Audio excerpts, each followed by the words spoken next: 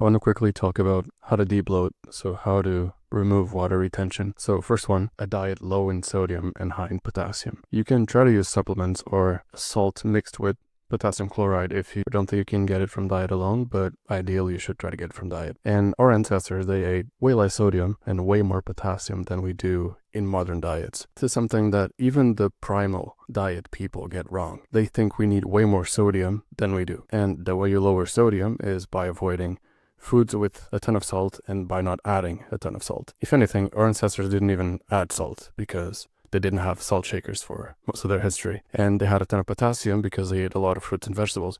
We can tell by fossils and bones. We can analyze the composition and guess what they ate. And they ate way more plants.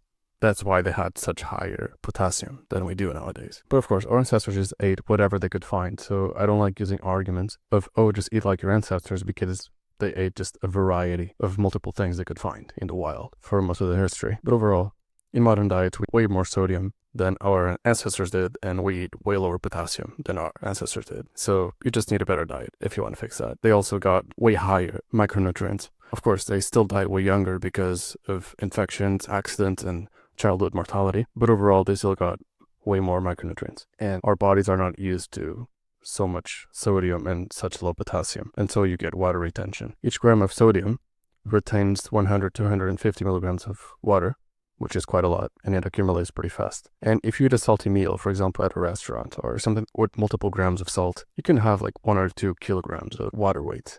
And you think you got fat, but it was just mostly water weight. And of course, the more potassium you consume, the more you flush out sodium. So it counterbalances the water retention effect of sodium.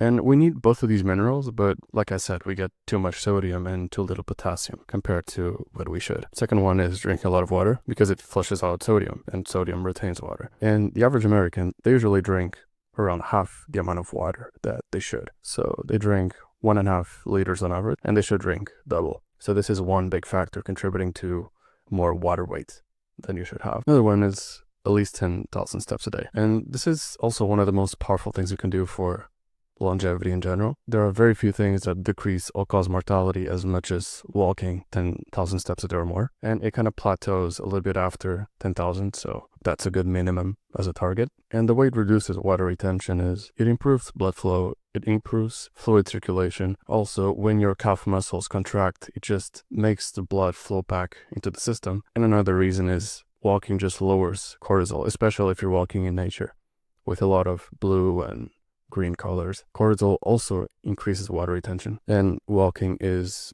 arguably the best thing you can do to lower cortisol, especially in nature. And another thing that also increases water retention is estrogen, so you should stay at a low body fat percentage. If you're, for example, 20% body fat or 30% body fat, part of your water retention is also from estrogen, which retains water in all the wrong places. For example, you may not have visible abs, and part of it is because estrogen retains water in those areas. Your face also becomes more rounded, puffy, and bloated, just a softer look in general. And the lower your body fat percentage, as long as it's not too low, so 10 to 12% body fat, you're basically maximizing testosterone and minimizing conversion from testosterone to estrogen, and estrogen does increase water retention.